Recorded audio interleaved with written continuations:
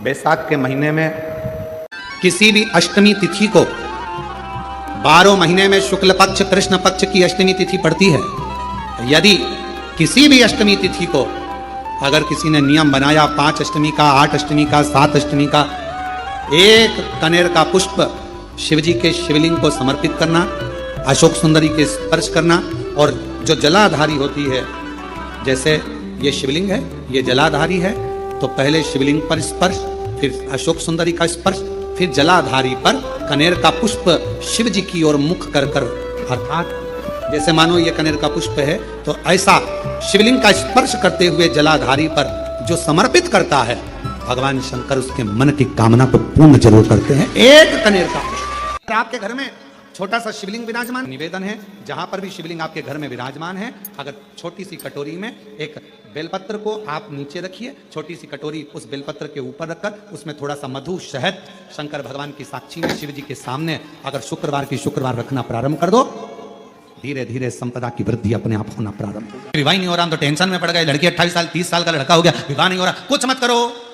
अष्टमी तिथि आए तो अशोक सुंदरी वाली जो जगह है वहां पर हल्दी की 7 बिंदियां लगा दो, लड़का लड़की का हाथ उस बिंदी पर रखवा दो, उसका नाम गोत्र बोलो, उसी हल्दी में उसके हाथ पीला करवा दो, और पीपल के पेड़ पर उस हाथ के 5 छापे पड़वा दो। 3 महीने में विवाह पक्का हो जाता है महाराज। और कोई माताएं कह देती हैं, कोई बच्चा कह देता है, मम्मी मुझे याद नहीं होता, याद करता हूं परीक्षा हॉल में जाकर भूल जाता हूं, मैं कुछ पढ़ता हूं बाद में जाकर भूल जाता हूं, स्मरण में नहीं रहता। तो उनसे भी निवेदन है, आप मां नील पाठ नहीं पढ़ सकते, स्तोत्र नहीं कर सकते, संस्कृत में नहीं पढ़ सकते, तो मां नील सरस्वती के नाम से अष्टमी, नवमी और चतुर्दशी के दिन एक शंख पुष्पी पुष्प को, नीला कलर का जो फूल होता है बेल में लगा होता है, जो शिव जी को अति प्रिय होता है, उस पुष्प को आप जलाधारी पर रख दीजिए। जलाधारी जानते हो ना सब लोग,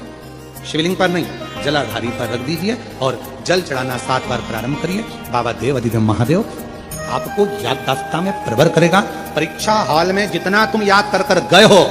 अच्छी मेहनत कर कर गए हो, तो भूलोगे नहीं, तुम्हारी बुद्धि तीव्र होती चलेगी, प्रबल होती चलेगी। बैसाख का महीना चल रहा है मेरी जीजियों,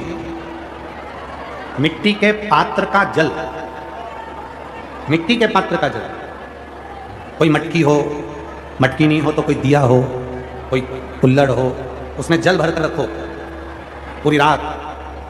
सुबह उस जल को थोड़ा सा लेकर जाओ और शिव जी को समर्पित करो। गंगेश्वर महादेव का नाम लेते। कौन से महादेव? गंगेश्वर। वो मिट्टी के पात्र का जल जब तुम शिव जी को चढ़ाओगी और उसी जल को कटोरी में झेल कर लेकर आओगी,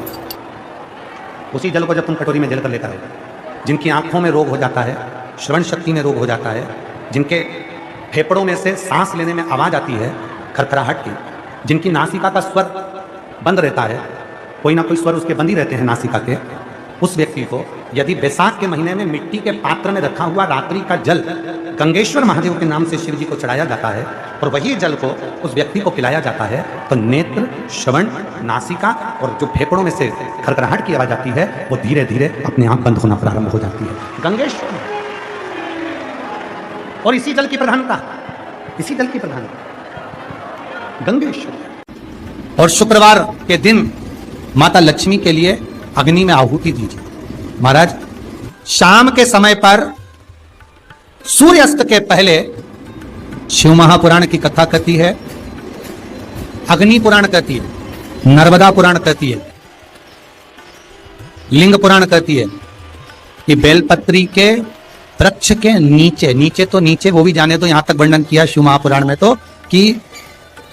बेलपत्री का जो फल होता है ना, बेल फल जो होता है,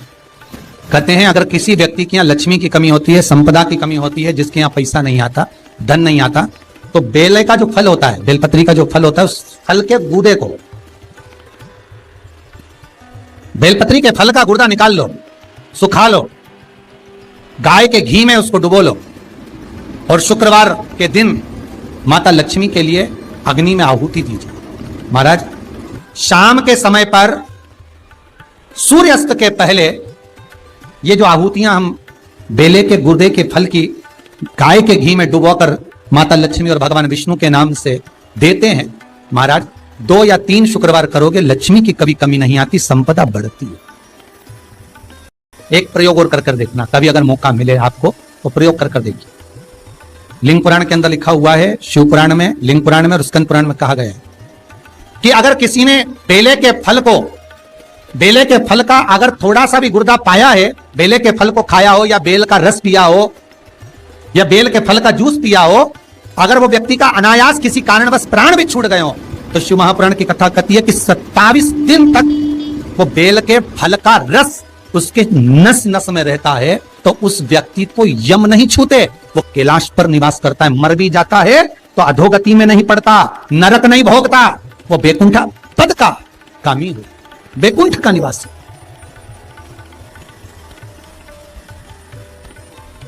बैकुंठ का निवासी।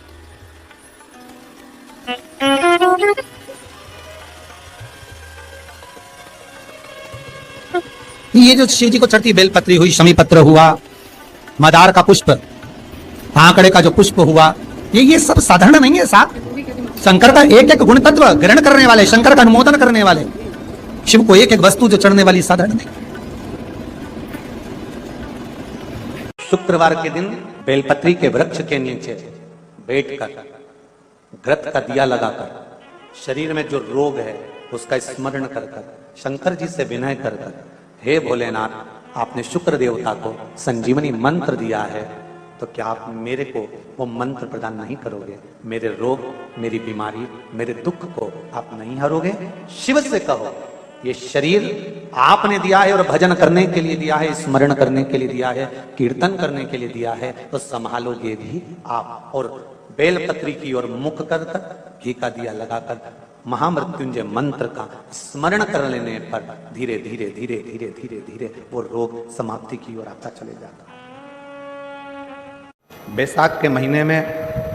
पार्थिव शिवलिंग के निर्माण का, और उसमें एक बात कही गई कि जब संसार का मनुष्य मृत्यु लोक में रहने वाला मानव, मृत्यु लोक में रहने वाला मनुष्य मिट्टी के शिवलिंग का निर्माण करता है, पार्थिव शिवलिंग का निर्माण करता है, और जिस घर में पार्थिव शिवलिंग का निर्माण होकर उसकी पूजन होती है, घर का सदस्य उस पर अगर एक बूंद जल समर्पित कर देता है, तो जितने घर के सदस्य होते हैं उस पार्थिव शिवलिंग के निर्माण को करने वाले होते हैं, पूजन करने वाले होते हैं, उनको 6 महीने तक किसी बड़ी बाधाओं को झेलना नहीं पड़ता, वो दुख अपने आप कट जाने के लिए। जरा माताएं बड़ा ध्यान लगाकर सुनिएगा, कथा चूके ना, आपको 10 जगह जाकर सिर नवाने की जरूरत ना पड़े, एक महादेव के चरणों से ही आपका आनंद सुख प्राप्त हो जाए। एक मट्टी का पात्र, और मट्टी का अगर कोई कलश है छोटा सा, उस कलश के ऊपर तांबे का कलश,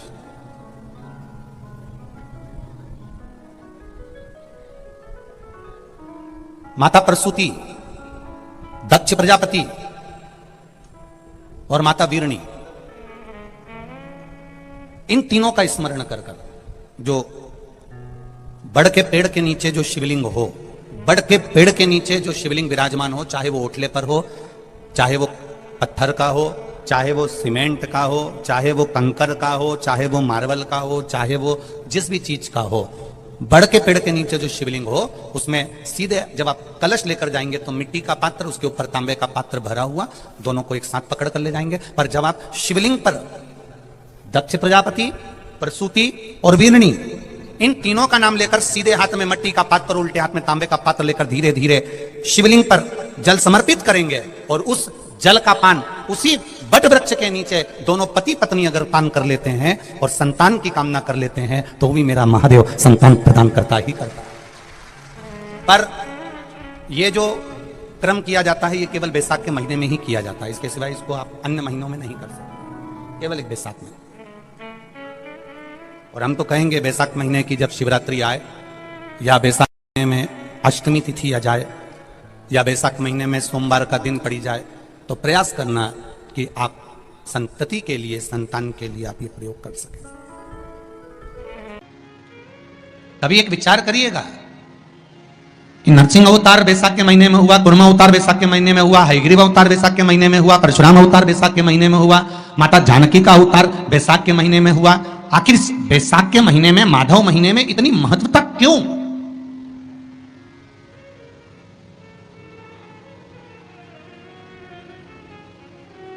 बैसाख के महीने में पड़ने वाली एकादशी, चतुर्थी, प्रदोष, अमावस्या, पूर्णिमा, शिवरात्रि, ये सभी इतनी महत्वपूर्ण क्यों हो जाती है?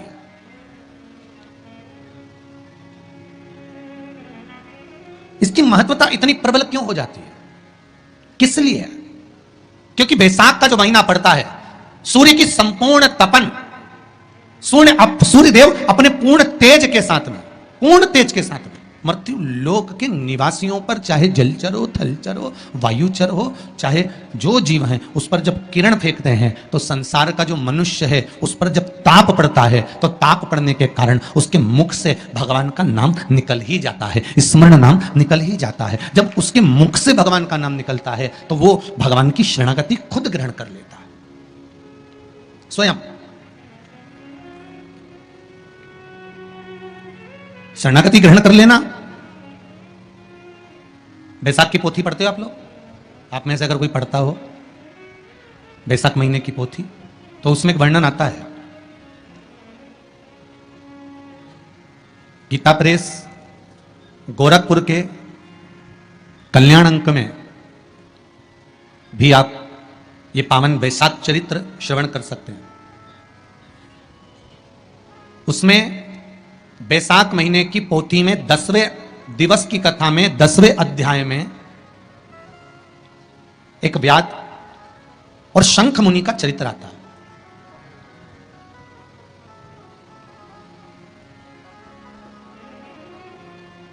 शंख मुनि एक बार निकलकर भगवान शंकर के मंदिर में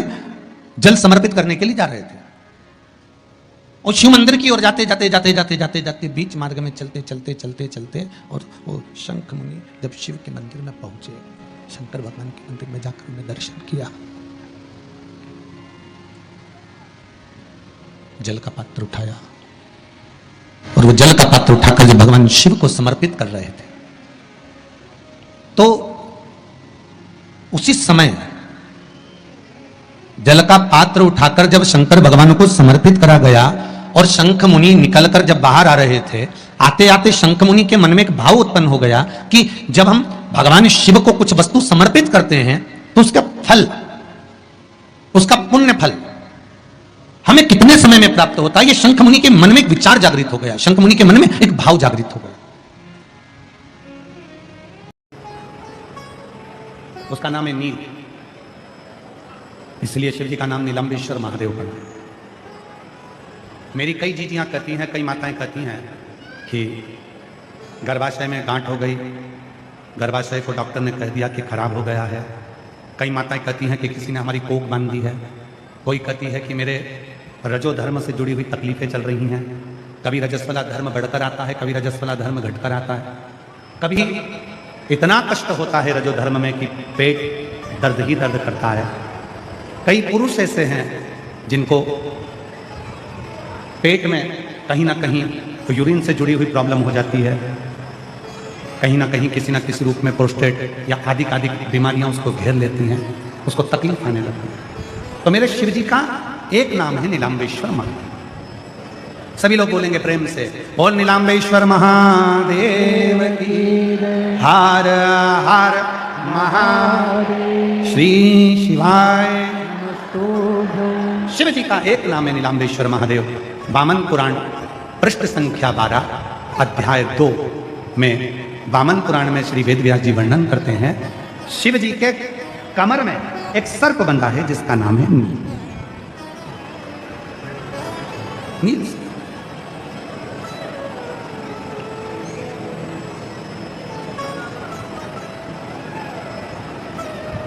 एक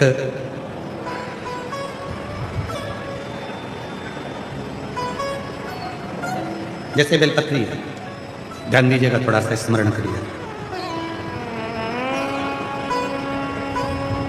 उधर से घुटने तक के बीच का जो